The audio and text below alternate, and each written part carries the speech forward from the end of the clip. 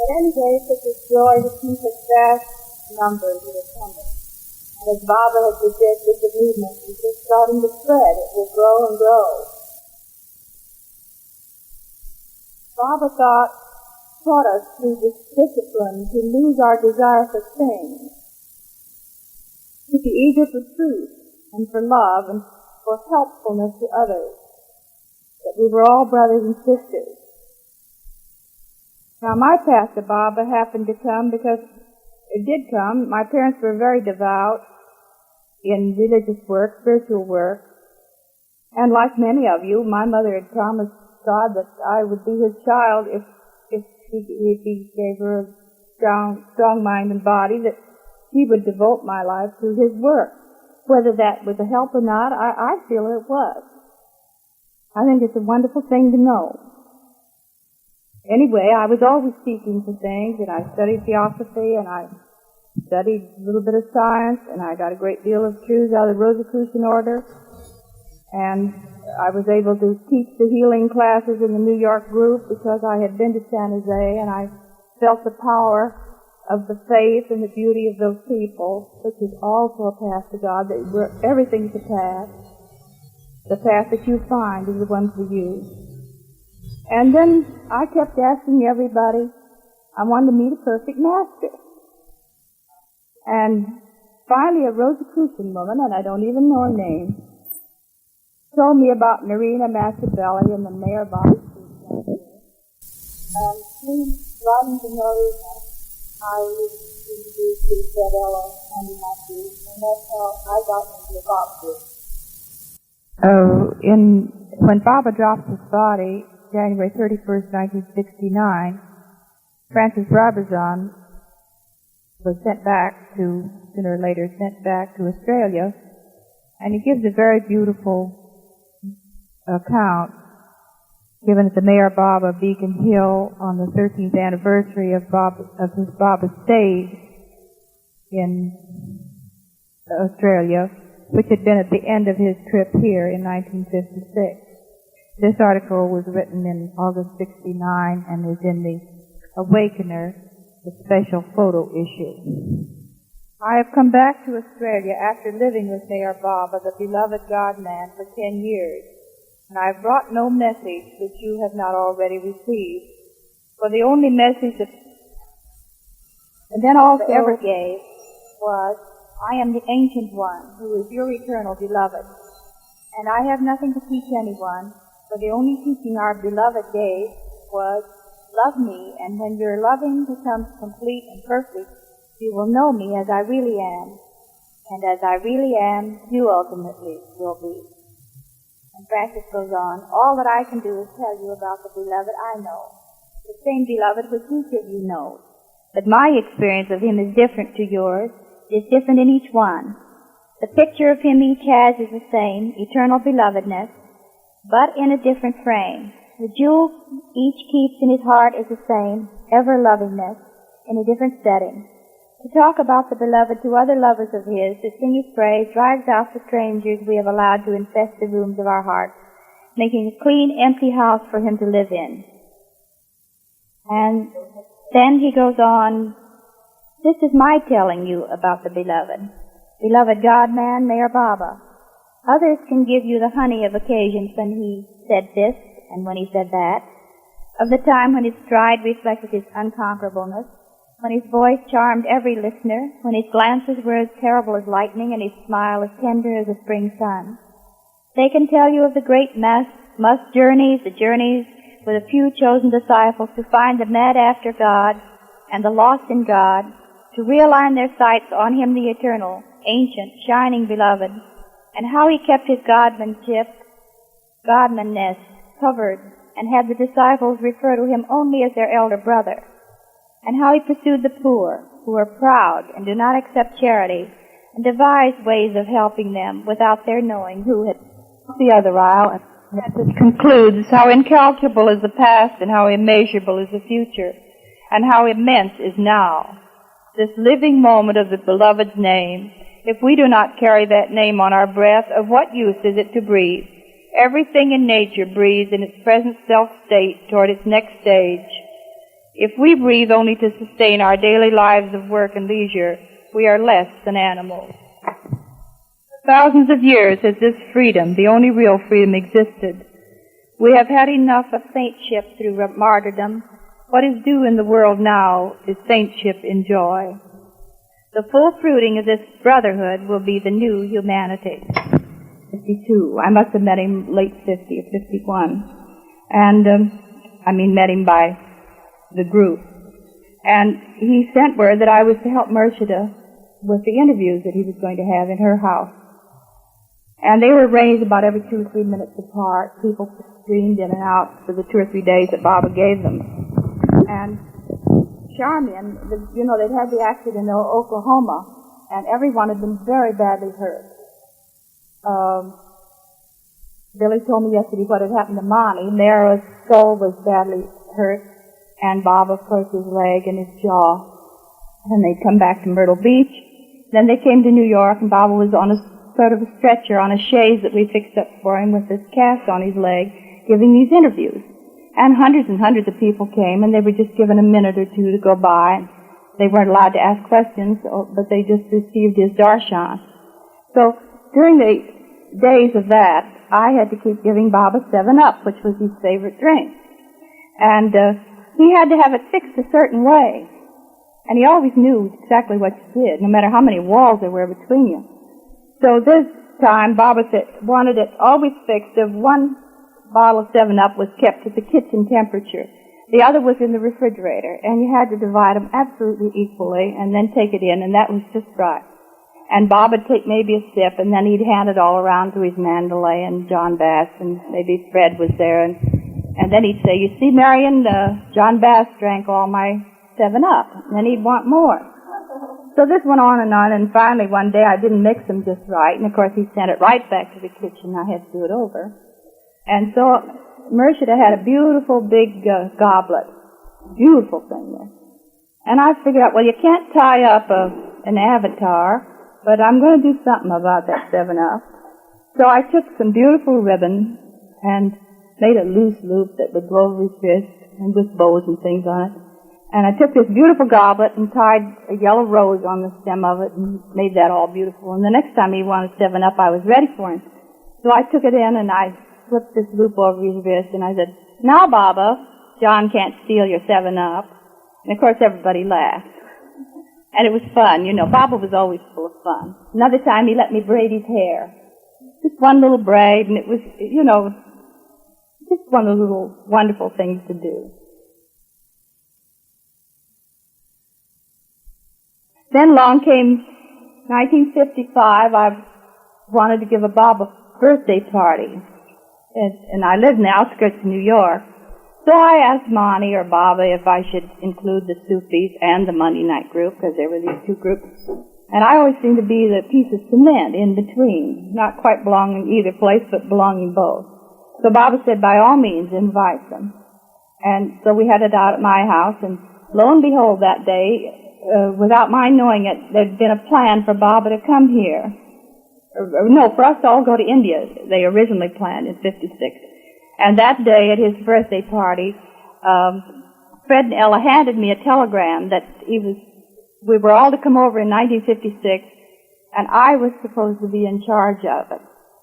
Raise all the funds, make all the arrangements for everybody from the United States that wanted to go to India.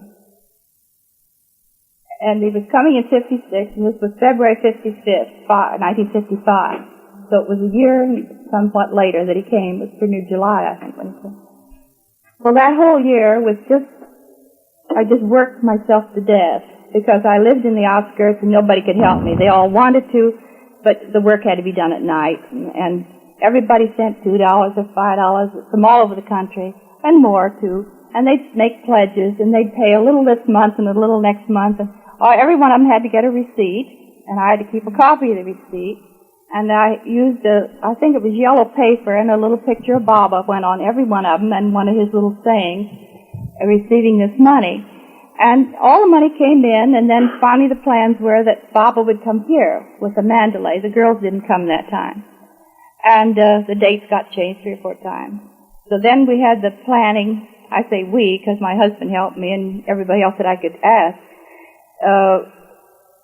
for Baba's stay at the Delmonico Hotel in New York, and suites for that, and meeting rooms, and interviews again for the thousands, and then on to Myrtle Beach, and then on to Los Angeles, and on to San Francisco, where we waved him off, and he went on to Australia, as I remember. I think he had stopped in London on his way over here. And this was the program that we gave the night of the dinner. One of our Monday night group had made hundreds and hundreds of little tiny red, white, or Baba's 7-color flags, just little ones, and they were very beautiful. And the big one that we saw in Baba's house or somewhere today, I don't know whether that was the large one she made or not, but she did make one that was at headquarters all the time. And we took, Monty had sent me one of her poems, and we had one from Josephine Ross, who was a Baba lover, and Mrs. Foster from Schenectady, and Gorbachev, and Rabazan, and Malcolm Sloss, and Rumi, and some hobbits that Baba liked. And it was all set, or it was all red.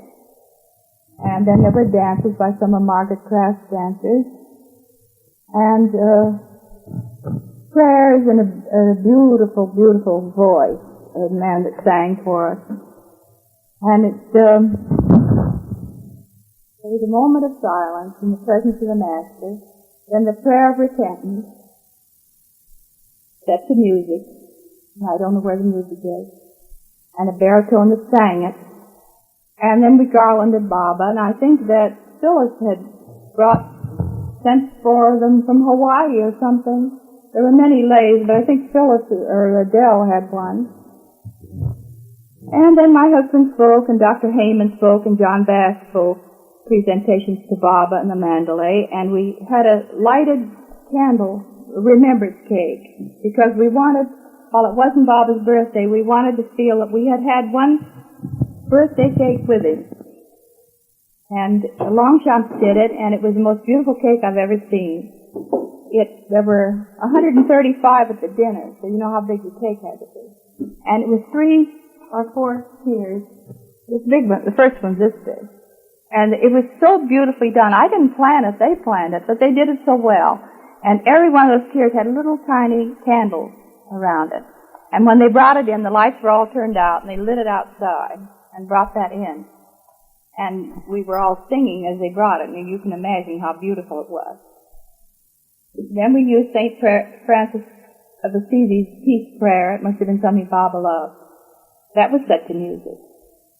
And then David Ross, who was considered the golden voice of America in reading of poetry, read comments from God Speaks, Baba's Credo, Baba's Sermon, and the Religion of Life. And then there were dances again, and then the key song, the poem of Malcolm Sloss, was closing. And then we wrote on the back of it, a silent toast to those from all parts of America who have, because of their untiring efforts, extreme generosity, talent, and love, made Meher Baba's round the world trip possible. The committee offers its sincere gratitude.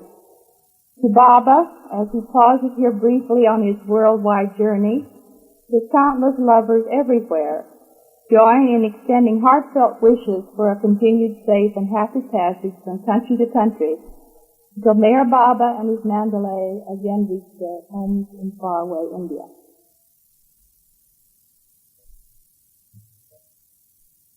Mary Adriani was the woman that made all the little flags. And this photo was from, which you've seen down here too, was an original painting by Helen Dam of Zurich. There were 135 at the dinner. Present him with this silly, ugly little wiggly tin or some kind of a rolled-up toy alligator. But it was pretty hard to put on a show after that beautiful ballet, and it really was funny. And everything in it was crazy and funny. There may have been a dozen or 2 acts. I don't only remember those 2 or 3. But Baba wanted it, and it had to be done. Melody told me I should tell you about my reactions. Well, coming down here now after 14 years, I can tell you that the vibrations are just as strong. By the lagoon cabin where Bobby used to have his meetings, and in his house where the children had their party there across the road, close to the meeting house, the barn, the approaches to the barn, the rear garden around Baba's house. I told some of you the other night, or the other morning, way back yesterday probably, about a strange thing that happened in '52 when Baba was giving the interviews at Duce's, Mehera Duce's. Charmian decided she'd go back with the girls as far as Switzerland. And she had been driving back and forth to Hartsdale, where Baba stayed with the girls. They were under surgical care at the Presbyterian Hospital, and the first time that they'd ever had to be handled or seen by men. And it was a very embarrassing, difficult time for the girls, because they'd been secluded always. And Baba, too, I think, was under treatment. He must have been. His leg was still in the cast. And every night after these interviews, off of his couch, he'd be put in the car, which Mr. Duce had rented, and taken up to Hartsdale. So finally, when it was decided that Charmian could go to Switzerland with the girls, she could no longer drive. She had to get ready to go, so they asked me to. And I'd driven all my life, and I'd flown planes, but I just never in my life had as scary a feeling as driving Baba and the three girls back and forth. And it just, to me, was like they were as thin as eggshells, and any movement in the road, and they could all be crushed. It was just a terrific feeling. But the incident that was the most vital was one day I was driving Baba home, and I said, Baba, I'd like to come to India with you and see you if I could. And he said, you'll come if you're invited, and you won't come if you're not invited. But if you're invited, you'll come whether you want to or not. So I said, okay, Baba. And then Baba said, there are 4 M's in the car. Now, Baba's name was Mehera, or Merwin, and Mehera, and Mani, and my name was Marion. So I said, yes, Baba, there are 4. And just little incidences like that we kept talking about. And later, when I was all alone, I realized the girls were all in silence, and Bob had been in silence for 20 years or something. So whether I spoke or not, I don't know. But it was just osmosis, I guess. It was just a conversation that went on. Whether I was speaking yachity or not, I don't know. Of course, nobody else was, but the whole conversation went on. I'll remember it forever. It's true. Fred and Ella have had this experience, too. Probably Billy has. A lot of people have, I'm sure. It isn't anything miraculous. It's just something that we're just learning about. I called it osmosis. I don't know whether that's the thing it is or not.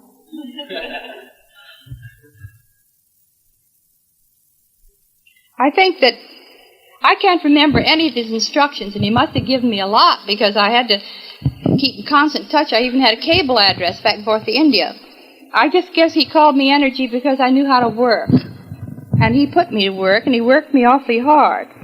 The only thing I can remember are the fact that he just felt just a all-pervading peace and joy in his presence. There were no separations. Everyone melded. Everyone belonged together. And you'd have these even at night when you were alone. Or if you ever call, you all must do this. Anytime you're in danger, anytime if you face something that you think you can't surmount, you must call on Baba's name. And you'll surmount it. He told us this, and I've proved it. Everybody's proved it. And he wants, if you're ill or if any of you are passing away, he wants his name on your voice. He wants you to call on him. Baba used to give us prasad, little sweets that he passed along to us all. And he had these tremendous lays in India, for instance, where they just put them on till they get so heavy. One of his mandalay would have to constantly take all these layers and layers of beautiful lays off of him. I think one of the most profound instances any of us had was under the pandal in India. I don't know, because I don't have that kind of a mind, how many thousand people were there. But they had come from all over India and were given just a few hours of a certain day or a few minutes of a certain day to go in front of Baba. And they carried their babies, and we saw all the caste system, all the different uniforms. They all wear, the sari is pulled up between the legs or it's tucked under the legs or something. But every different caste and every different group had different costume. And the women were so beautiful. Their colors, they had so little in life, and yet their colors were so brilliant. And they loved their children so. And we had a terrible rainstorm. The whole cloud just broke. The pandal, incidentally, was colored and very, very beautiful and was right outside the back of Guru Prasad. So Baba was there on a platform. And then this huge tent, like the biggest tent you could think of for any religious service that we've ever had in America, was the way it was. And camp chairs that folded and rows and rows and rows way, way, way back. And in the middle of one of these days, a terrible rainstorm came, and it came right through the pandal. We were all soaked to the skin, and the mud started to form, and as I remember, it was just so your feet just went clear down and up in it. It was clear up on our ankles. And in the middle of this, Baba had us do a very profound thing.